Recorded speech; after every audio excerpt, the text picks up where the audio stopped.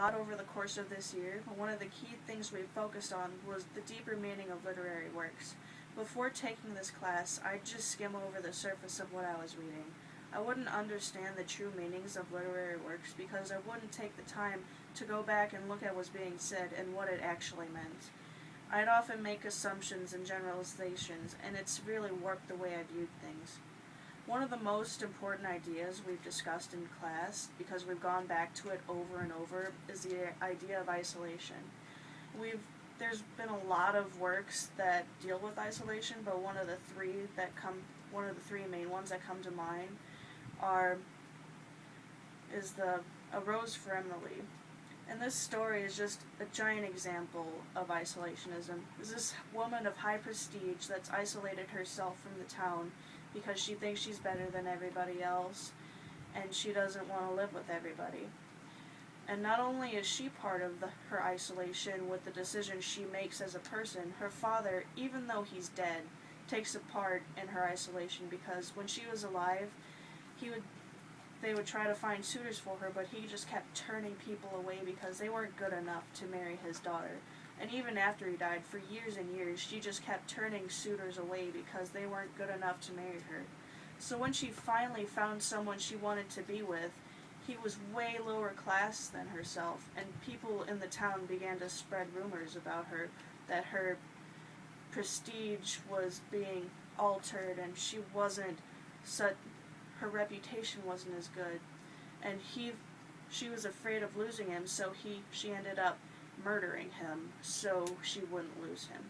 Another example of isolationism is in the story The Yellow Wallpaper, and in it we see a woman who was severely depressed, so she was prescribed the rest treatment, which is basically you get sent to a house in the middle of nowhere to do absolutely nothing.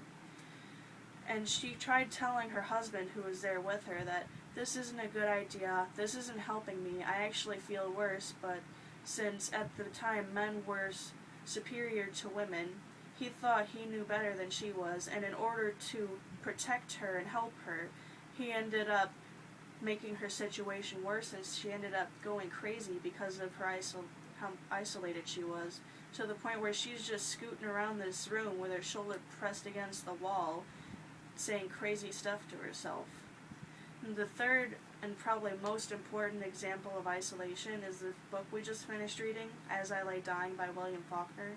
And in it we see this family that are not only isolated from the rest of the world because they live in the middle of nowhere, they're isolated from each other because they don't show affection towards each other, and they're all just living out their lives by themselves, and they just don't care about each other. They don't act as a normal family would.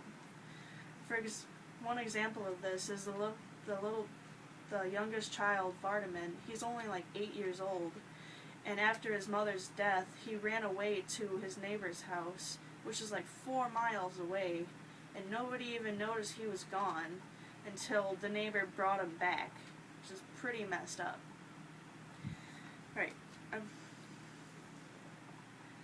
I've learned the skills I've learned in this class aren't just limited to the English classroom. They can also be applied to everyday life. For example, if 2 of your friends got into an argument, you shouldn't side with either one of them if you didn't know the whole story.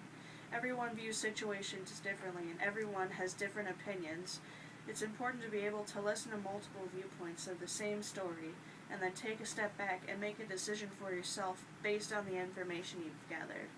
I've learned so many valuable life skills in this course so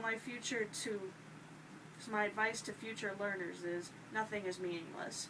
Everything we've done in this course was thought out and necessary in some way, even if we didn't need what we did immediately. It's important to always pay attention and do your work because whether it be tomorrow or next month, you're going to need it.